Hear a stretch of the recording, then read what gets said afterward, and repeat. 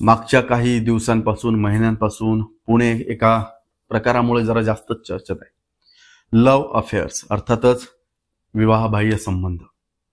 विवाहबाह्य संबंधात पुणे जे शहर आहे, जिल्हा आहे, हे भारतात नंबर 1 आहे। आता ही बातमी जी येते ती पुढे येते ती पिंपरी चिंचवड मधून येते। पिंपरी चिंचवड मधल्या एका सामाजिक कार्यकर्त्याची हत्या झाली। हत्येचं गूढ उकललं आणि निघाली त्याचीच बायको, त्याची खुनी। नेमकं कोण कोण त्याच्यात सहभागी होतं हे खूप पाहण्यासारखं आहे। नमस्कार, मी अभिषेक गावंडे आणि तुम्ही पाहताय लेट्स अप मराठी। प्रकार काय आहे तर पिंपरी चिंचवड शहरातले एक सामाजिक कार्यकर्ते होते नकुल भोईर। नकुल भोईर यांची हत्या झाली। त्यांची पत्नी जी आहे चैताली भोईर हिनं तिचा प्रियकर असलेला सिद्धार्थ दीपक पवार याच्या मदतीनं त्यांची हत्या केल्याचं चिंचवड पोलिसांच्या तपासात आता समोर येत आहे।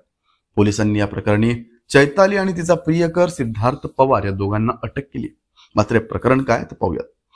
शुक्रवारी पहाटे नकुल भोईर यांची गळा आवळून हत्या करण्यात आली होती। सुरुवातीला ही घटना संशयास्पद वाटत नव्हती, मात्र पोलिसांनी कसून तपास सुरू केल्यानंतर धक्कादायक सत्य समोर यायला लागलं। पोलिसांनी अत्यंत वेगाने तपासाची चक्र फिरवली।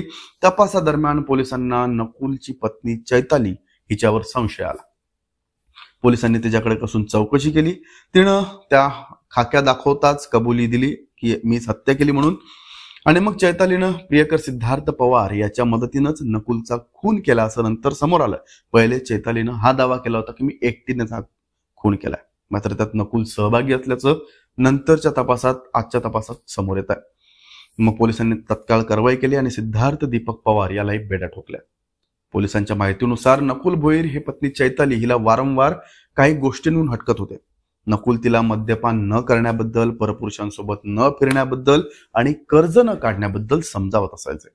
ही जी चैताली आहे ही मद्यपान करायची, लोकांसोबत, बाकी परपुरुषांसोबत फिरायची, अनेक पुरुषांकडून तिनं कर्ज घेतल्याचंही जे नकुल यांच्या ज्यावेळेस ऐकवात आलं तेव्हा त्यांनी तिला समजावण्याचा प्रयत्न केला। मात्र याच गोष्टीचा राग चैतालीच्या मनात साठत गेला आणि मग तिनं नकुलच्या हत्येचा हा कट रचला।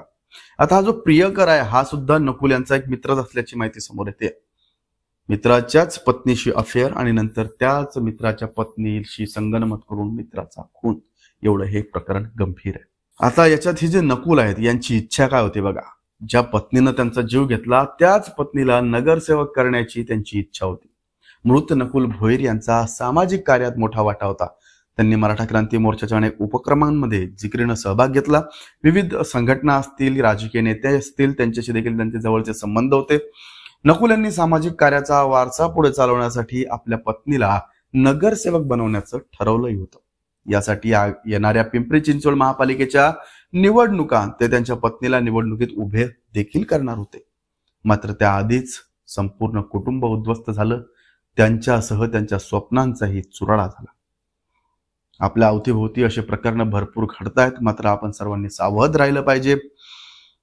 आणि अशा जेव्हा प्रकार घडतात त्यावेळेस नेमकं आपल्याला काही माहिती असलं तर पोलिसांमध्ये जाऊन ती माहिती शेअर करणं, त्यांना सांगणं महत्वाचं आहे। किमान तुमच्या या एका चांगल्या सवयीमुळे अजून 2 लोकांचे प्राण वाचू शकतात, हे लक्षात घ्या। आणि अशाच माहितीपूर्ण व्हिडिओसाठी पाहत राहा लेट्स अप मराठी।